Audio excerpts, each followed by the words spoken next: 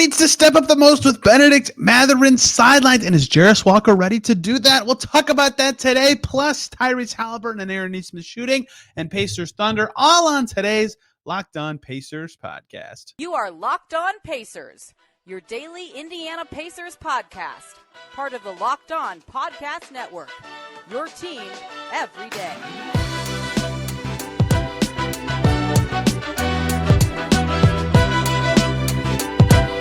Happy Tuesday, y'all, and welcome into another edition of the Locked On Pacers podcast, where we, of course, talk about the Indiana Pacers. As always, my name's Tony East. I cover the team for Forbes and SI, and today I am back from Florida. I am back from Orlando, where the Pacers played the Magic, and so now you can all see my sunburn with my better camera. Yay. We're also diving in to the Bennedict Mathurin injury. Talked about it a little bit yesterday. He's out for the season with a torn labrum.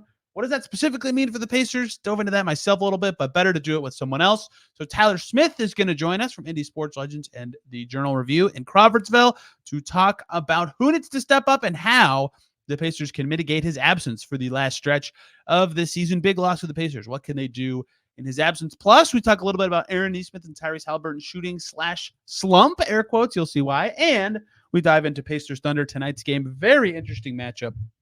So much to get to. Let's just jump right in with Tyler Smith. Bennedict Mathurin's season is over. Is it maybe Jarace Walker time? Some shooting slumps ending. Lots to talk about today on Locked On Pacers. And joining me to do it, the man who let me know that Liam McNeely decommitted from IU, which was very much not a fun thing to hear right before the Pacers hosted the Timberwolves. It's Tyler Smith from covering IU for Rivals and covering the Pacers for IndySportsLegends.com and the Courier up in Crawfordsville. It's Tyler Smith. Tyler, did I get all that right, first of all? And hello, how are you?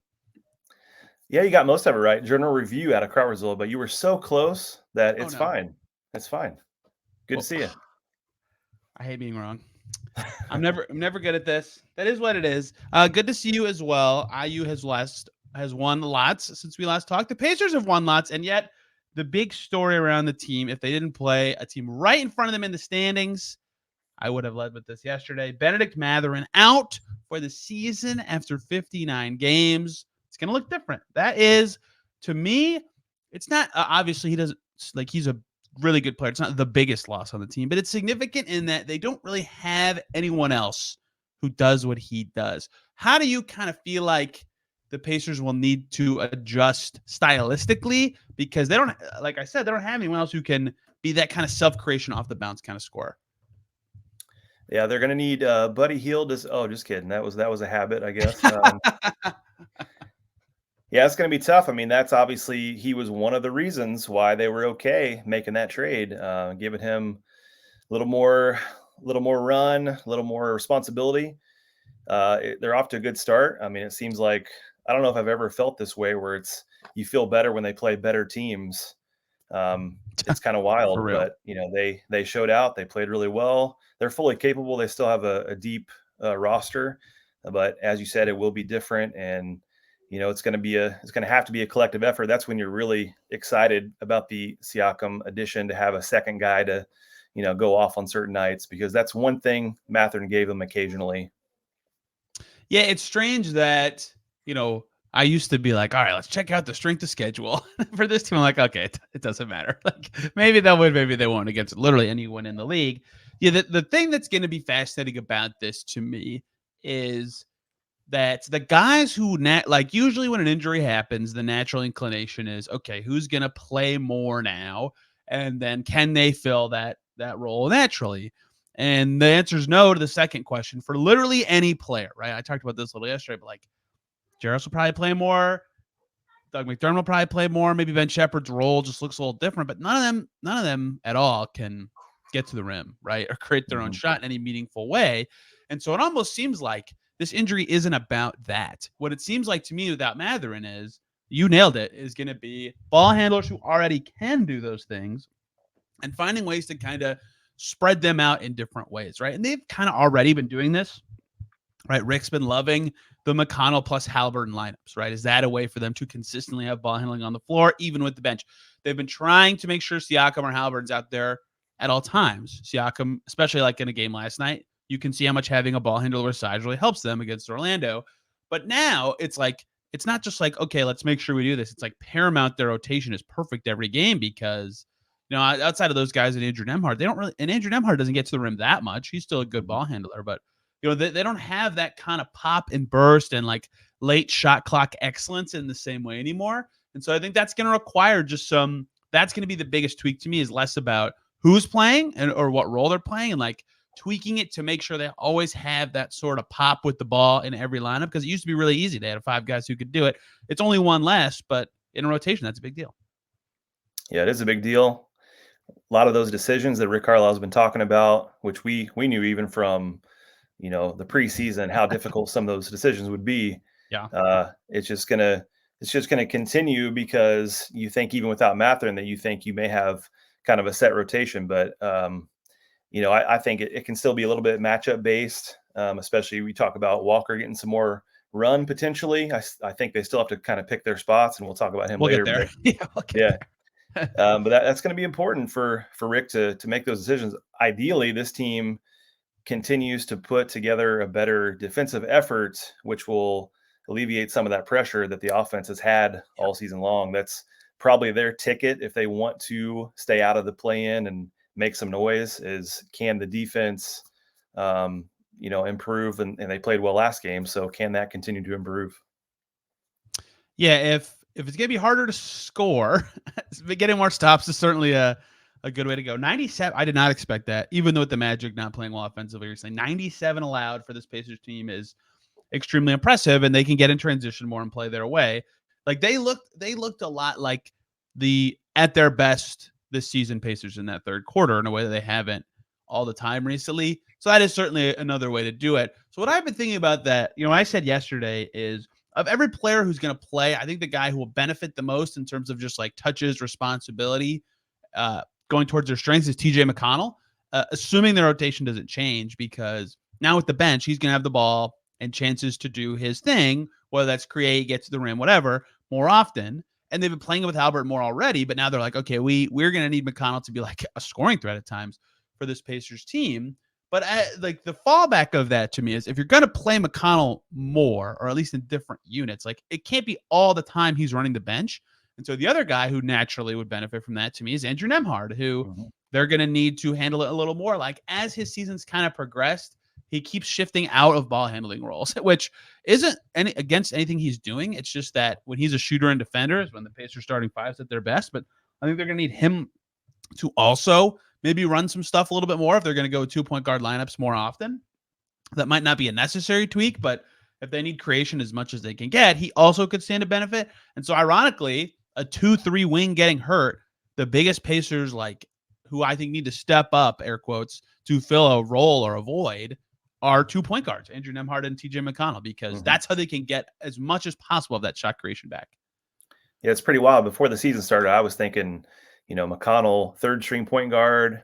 I was even questioning some of, his importance for this year. And now he's one of the most important pieces they have.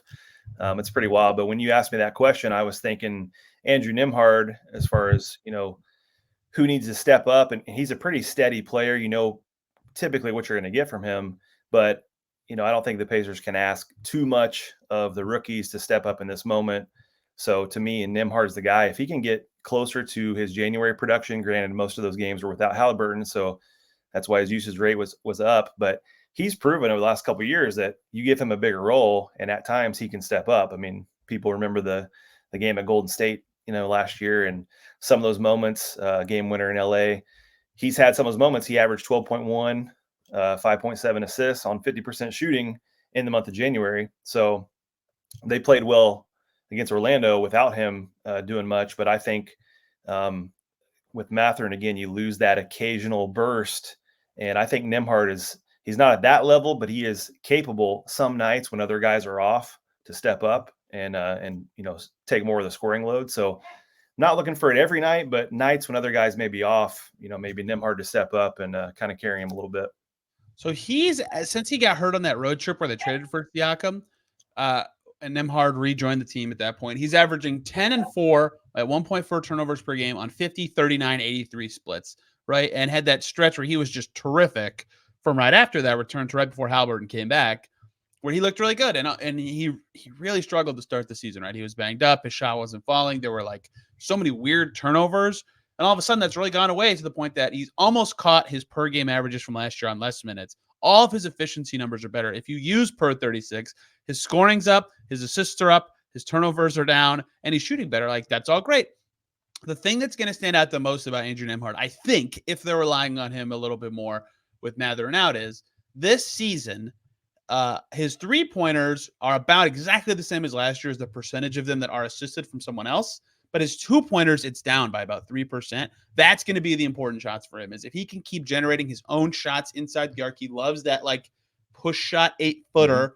You know, if he can keep getting to that, sometimes he fades away and does it over his right shoulder, whatever. If he can keep getting to that and making it, right, because that didn't fall early in the season, but has progressively the season's gone on. He's been pretty good for mid-range, actually. That can be a way that they can mitigate it a bit, and he could become a lot more important if that shot falls. Yeah, especially for a team that relies so heavily on the three-point shot, to have that luxury. You know, it's not a complete lost art, you know, to get to, 12, 15 feet when you're kind of, close to elite at it, as he has been at times. But yeah, he's almost this underappreciated player, I feel like, because maybe he's not as flashy as what some people look for. But you talk about a steady piece that knows the game, is really smart. Down the stretch here, this is an incredibly important piece for the Pacers. They're lucky to have him, and huge. Hopefully he keeps playing well and gives them a real shot. He still has a month to make my preseason he's the Pacers X Factor this season prediction look good. That has not been the case. He's been good, but not the X Factor to the point that I predicted. This next segment is brought to us by our sponsor, Betterhelp. Sometimes we only have the opportunity to just get something off our chest, big or small. Certain things can really start to get to you. It's important to let that out, especially to someone who's unbiased on your life. So today, I want to say how I really feel about something. You might be thinking about the same thing this week. I can't stand it when people stand off the second a plane lands. One, you're not going to get off any faster. And two, sometimes if people need to get off for an emergency, you're just in the way. You can stretch your legs in a second. Just chill out for a second. Therapy, meanwhile, can be different for everyone. Most of us have much bigger problems than people getting up on planes or our favorite sports team. And it's important to get things off your chest every once in a while. And therapy with BetterHelp can be entirely online. Give BetterHelp a try if you've been thinking about starting therapy. It's designed to be flexible and suited to your schedule. So visit BetterHelp.com/LockedOnNBA to get 10% off your first month. That's BetterHelp, HELP.com/LockedOnNBA. Okay, the other thing that happened in Orlando before the game, Rick Carlisle talking about Ben Mathurin's injury, and he said, Jarace Walker coming for more minutes. Now, we will see if that's a permanent decision. Doug McDermott's still out with his calf injury, but Jarace did play in the Timberwolves game when Mathurin was out, and he played a lot in that game. He played kind of well. And then in Orlando last night, he had a really rough 3-minute stretch and then did not play again throughout the rest of the game. He only played 3 minutes the whole night. As his season's gone on, and I've gone to a number of Mad Ants games, he has gotten he was a point guard at times in high school, right? He's gotten a lot better as a ball handler to me at the pro level. His shot is what everybody on the team says has gotten better throughout the season. Like, nobody thought he'd be a good shooter in the pros, and he's at 37.5%, albeit on 40 attempts, but still in the NBA. That's there. It's just not, it's not all the time, right? It's very up and down so far. And so this is just vague of a question, so I can give you, Tyler, but do you think Jarace Walker's ready for like consistent everyday 10-plus minute roles, or is he going to be like this, where some nights it looks like he fits in really well and has 5 points and 5 rebounds against Minnesota in 15 minutes, and some nights where he looks miserable against the Magic and can't play the rest of the game? I mean, I do think he's ready to contribute, and I think he's good enough to be in the NBA rotation. But I still think they probably need to be selective, as I think Carlisle will be, on his minutes, on what nights he's given a bigger role. Depends on matchups. I like the look at times to be to back up Nesmith as the 3. But I think, like you said, there's going to be nights when he looks like a force, and fans will be screaming for, this is the guy we've been missing all year. And then there's going to be other nights that and it could be in the same game. Like you said, a good stretch and a bad stretch. That's to be expected. And I think, for me, defensively, he's starting to improve. Like all season fans were screaming that, he would help them defensively. And, as we're watching, you watch film and you're like, he's not there yet. He could get there. But I think lately he's looked better on that end, and I think Agreed. that will help if he has some rookie moments, as we think he will. If he's holding his own on the defensive end, then that's going to help. But I as I was mentioning earlier that Carlisle's going to have to pick and choose and be selective, because it's all about wins at this point. It's no longer development. It's like they're trying to make the playoffs and stay out of the play-in. So certain nights, I think we'll see him. Other nights, if he's not looking good, maybe he'll be yanked out, and they got other guys that can play those minutes.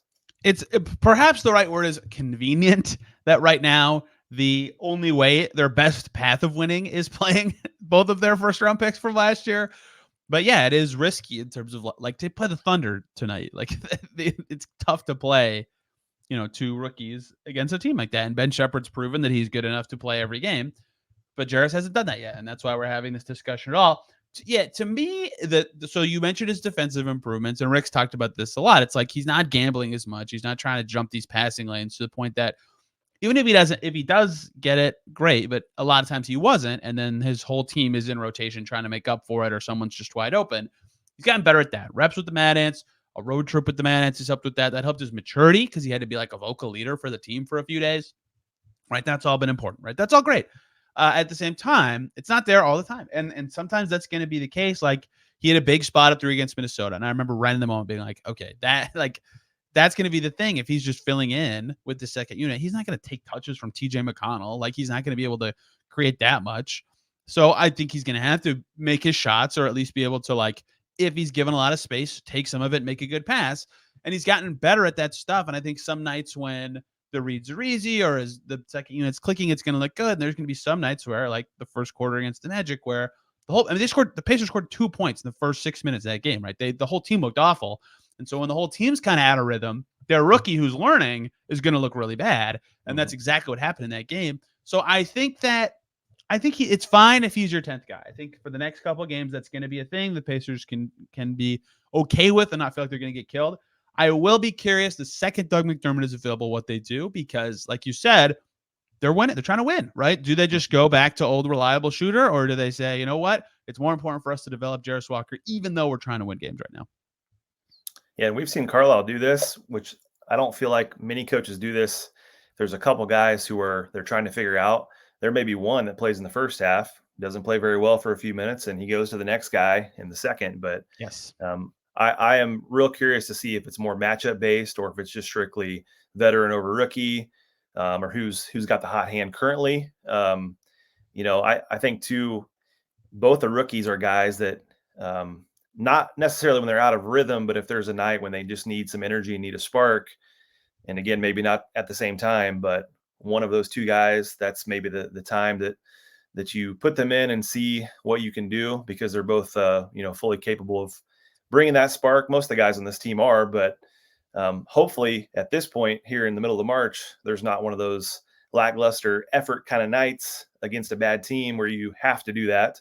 But I feel like that's kind of in the back pocket of Carlisle to turn to one or both those guys at different points for some energy. Yep.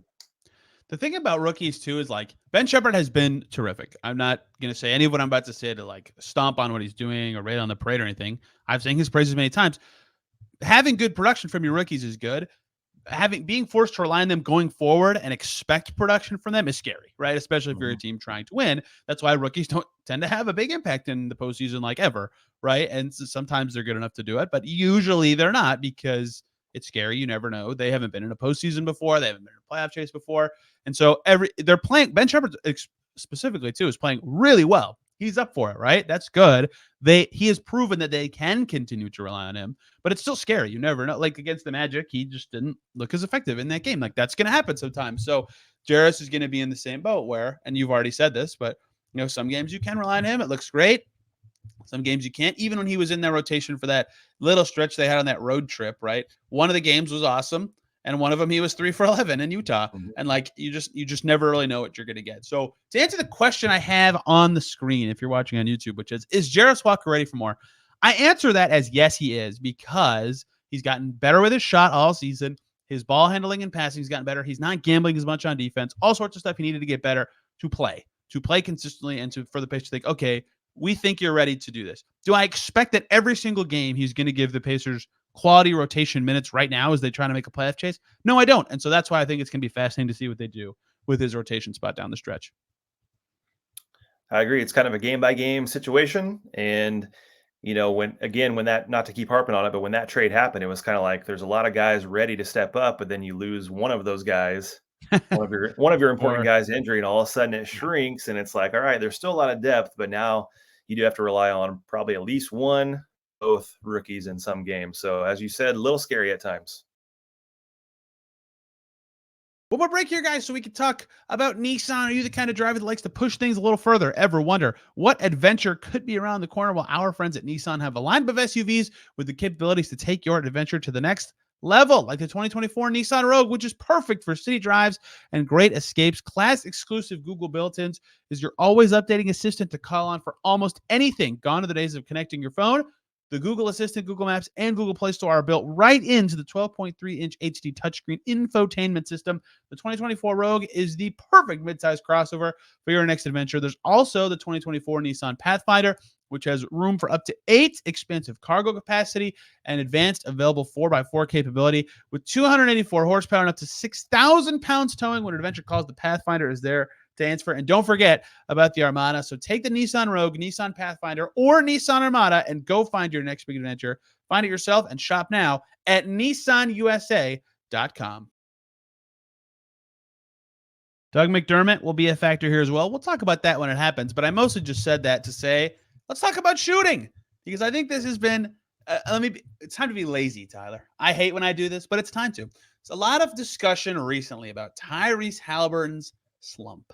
And I think that is a word to use. He's playing well, like 2 20-point games in a row, over 10 assist average in those 3 games, his last 3 games, right? So dating back to that Dallas game they won on the road to end their last road trip, he's averaging 20.7 and 10.7 per game, but he's like 6 for 23 from deep in that stretch since the All-Star break. Let's just do that. That's a nice clean break. Tyrese Haliburton shooting 23.4% from deep. That's atrocious. That's terrible. Aaron Nesmith, who was great in Orlando last night. He hit the 3 to tie the game in the first, right after halftime. He was raining in threes in the whole second half. He finished 4 for 6 from deep. Since he returned from injury, it's only been 5 games, but still, he actually last night's game ruined it. But he wasn't shooting well from deep prior to that.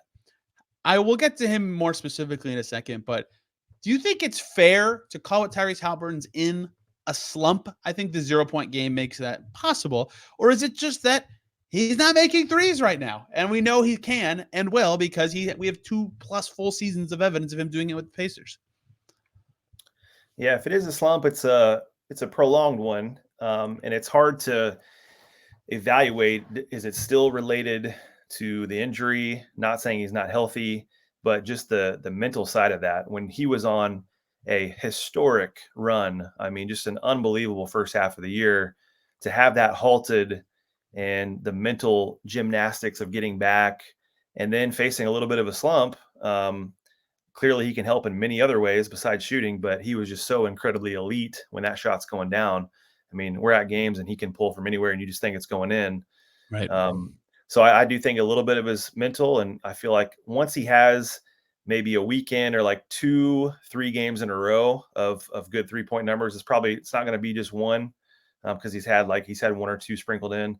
Once he has 2 or 3 good games in a row, I think we can have the old he's back kind of moment. And this team just feels and looks different. Their ceiling changes when he's back to that elite, Steph Curry like kind of range and percentage. So I think it's a little bit in his head. And as you said, I think he'll break out of it eventually.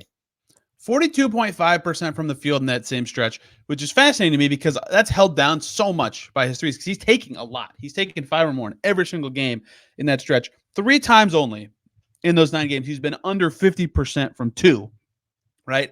That was the Dallas game, or excuse me, I'm one off. That was the Toronto game they lost by 8. He was 1 for 5 on 2s that night. This Pelicans game that they got smoked in New Orleans, he took 1-2 and he missed. And the other one was much closer. The Spurs game, he was 4 for 10. So 1 away from 50%. All the rest, he's at 50% or better on 2s. So he's like making shots still. He's finding space he wants. He's just not making 3s. And it's at some point, it's, we're 1 game away from this being 10 games since the break. It is a prolonged slump, perhaps. But again, like we've seen for years, this guy's a 40% 3-point guy. He was both of his seasons in Sacramento. He was his time with the Pacers and the full season with the Pacers where he was an all-star. He was 40% from deep. So 37.4% this season is his worst. Maybe it's related to some injury. Maybe it's not. But I am of the mind that the body of work is that it's going to go in again at some point. And so maybe that's all this is. Maybe look, I know that they're trying to work him in at some more off-ball stuff because he's their best shooter. Well, that's ironic that we're saying that now. Because he's their best shooter. They're trying to make him screen to get Siakam open sometimes. Like, that's good. That's valuable. They're playing him with TJ more because they like the 2-ball handler looks like. It's just different than it was before the break, and their team looks different. But that stuff can contribute to what he's doing. But I just think eventually he's going to make them. And that's going to make the team look really good again. I don't know if that's lazy or not, though. Well, I mean, water finds its level. And he's been so elite for so long that it's going to happen. You hope sooner than later. But there's enough games left that, I feel like with all that has come with the trades, the injury, the All-Star break, all that stuff, like it's a mental game. It's hard. And he was so incredibly comfortable with everything that was going on and playing at such an elite level that a lot of things kind of got in the way of that. And, once he sees a few go down, or I would say even once he hits one of those daggers at the end of a game, I feel like that might be the moment where you feel pretty good about, the following games. They play the Bulls on Wednesday. I think he hits a big 3 against the Bulls every time they play the Bulls. So maybe that's the time he'll break out of it. But they win a 2 or 3 games every year where it's just like, oh, you couldn't guard Tyrese from 3 and you lose. Like that's how the opponent leaves the game. Right. That happened in Miami last year and he had 40, whatever, right before Christmas and they won. Like that just happens sometimes. And we haven't seen that in a while. And so maybe it won't happen again. Right. But I mean, we have 3 years of evidence that he's above a 40% 3-point shooter and he's well below that this season. And his recent stretch is a big factor in why I think he gets out of it. I don't know that, but I think he gets out of it and we will see. And I think he'll look really good when he does. The other guy who was slumping prior to last night, Aaron Nesmith. This one's a little different to say because all his shots are catch and shoot, but he was missing everything, even 2s. And I'm getting right about this still. Rick Carlisle mentioned it before a game early last month that the game was slowing down for him, right? He could catch, he could attack a little bit. That hasn't seemed as obvious to me since he returned from injury, but how much of his effectiveness, especially after he had a great game, he was awesome in Orlando, do you feel like is similar? He's just not making 3s right now.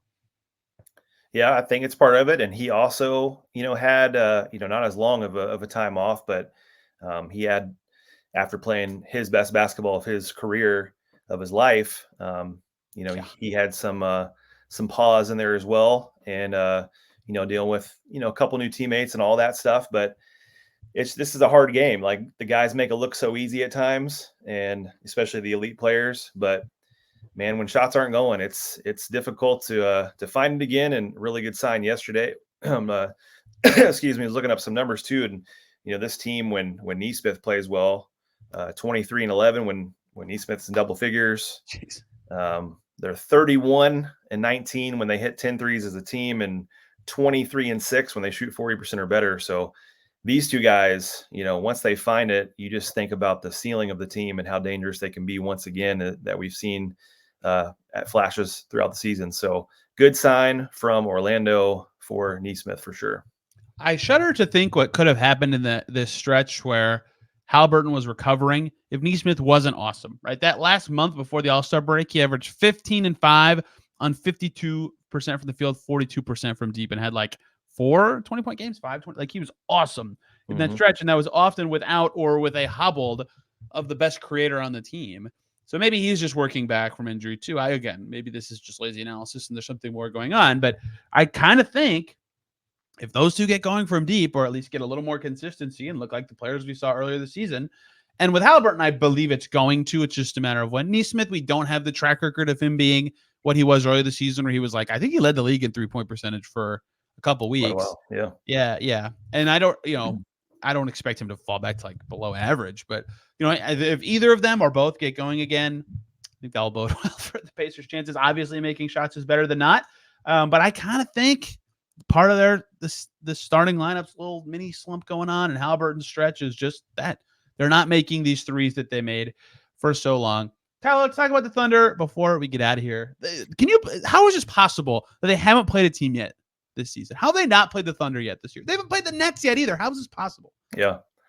They've played the Bucks and Celtics all the other games. So yeah, that was wild. I was looking back. I was like, I don't remember playing Oklahoma. And so yeah, I saw that they play them in I think early April back at home. So that's pretty wild. It's going to be fun. I mean, this is another team currently top of the Western Conference, and that's usually when the Pacers show up and win. So obviously on the road, going to be tougher. Thunder are amazing at home. So yeah, golly, they haven't played the Thunder, the Lakers, or the Nets yet. The season's like a month away from ending. Like how is this? It's so strange. The in-season tournament made some wonky stuff happen. Yeah, I think that this is going to be maybe the toughest scheme in the league for the Pacers to contain. 5 out as often as possible. I mean, look, they're top 5 in offense and defense. Like, this isn't like breaking news. This is going to be a hard game for the Pacers, but that's a lot of movement and rotation and communication to slow the Thunder as much as you can. And that has kind of been where the Pacers stink on defense. Like, they run a guy off the line and then they just can't rotate at all. They get beat at the rim. And so I kind of think unless they're really crisp on that end, they're just going to have to be lights out on offense to have a chance. And this isn't to kill them for losing. A lot of teams lose to the Thunder this year, but I think specifically against the thing the Pacers stink at the most, the Thunder are going to be an extremely challenging matchup. They have very little they can throw at Shea, and they have very little they can do to, they haven't shown at least consistently that they can communicate and rotate effectively. Yeah, especially for a team that's still trying to figure out their identity on the defensive end. And again, some improvement lately, but yeah, this team is just stacked. They're 26-6 at home, and I look, their average margin of victory is like 12.5 points in home games. I mean, it's just like an unnatural sounding kind of stat line when they're at home. So, they're no joke. A lot of guys hard to guard, and the fact that they also hold their own on the defensive end, it's going to be tough. I like the Pacers' chances when they play them at home after kind of seeing it and then being together for another month. Yeah. So I could see them maybe splitting the home games, but yeah, this is going to be an awfully tough one. Yeah, I agree. Front end of a back-to-back, but on the road, Tyrese Haliburton loves playing on the road. Shea's really good. Maybe they're going to be up for it. They need to win every game they can. The rest of the way, it's just like you gotta. They can score against anybody. They've kind of proven that, but they've had, I think, 2 games at like 125 plus since the start of February, and they've had a lot of good reasons to be a little worse on offense. But like I think to win, they're going to have to hit that level, like that number on offense, because I mean, I've already said a lot of stuff, but even like you think of the matchups, someone really good on OKC is going to have a very easy matchup or very easy opportunity to just cook somebody and create open looks. And that's generally a recipe for failure already, even outside of their ability to score and set all these guard screens and make a defense panic. And their own defense is fantastic, and Chet's amazing. So like the Myles trump card that's worked sometimes against young teams isn't there. So I think this would be a good time for our prediction that Tyrese Haliburton will shoot better from 3 to happen. That's, I think, how the Pacers can beat the Thunder. Yeah, they're going to need it. I also saw these are the top 2 teams in effective field goal percentage in the NBA, and they're I think they're first and third in total points. But really intriguing game with a lot on the line. Oklahoma trying for the 1 seed, Pacers trying to stay out of the play-in. A lot of bunched up teams. I mean, I can't imagine, talking to, a month from now or so, but the races and how the playoff matchups are going to heat up. It's going to be insane, but this will be a fun preview, whether the Pacers win or not. It's going to be a fun one. Knowing them, they'll win this one and then lose to Chicago on Wednesday. So Knicks and Sixers play tonight as well. And so I think the way it's shaken out with the wins is the Pacers are guaranteed to be top 6 if they win Tuesday. I mean, what matters is where they are when the season ends. But like, I'm going to be tracking that like an idiot for the rest of the season. So much to like and enjoy about Pacers, Thunder, and this team right now, except for Bennedict Mathurin's injury. That sucks. Yep. That's no fun. Tyler, this was great. Thank you for the time. I did a bad job of it, apparently. But where can people find you and your work covering the Pacers and the Hoosiers? Big Ten tournament coming right up, baby. That's right. So on Twitter, Tyler Smith _ISL, IndySportsLegends.com, TheHoosier.com, and the Journal Review out of Crawfordsville. So close. I was like, that's like a 95%. I think I get a good grade on that test. Tomorrow, talking Pacers Thunder, looking ahead at Pacers Bulls. Every Pacers Bulls game is fun, which will be fun and potentially like a play-in to get the 8th seed preview, potentially. So got to be dialed into that game as well. We'll be talking about that game on Thursday. Got a guest lined up for Friday. Lots of fun stuff coming as usual here on the Locked On Pacers podcast. Check out Tyler and everything he's putting out about, of course, the Pacers, but also my Hoosiers, who had a good end of their season. At least I can be happy about that. 6th in the Big Ten. That's all that matters. No, don't worry about the rest of the season. Just look at the high level numbers. Things are great. Back tomorrow talking more Pacers. Till then, everybody have a wonderful day.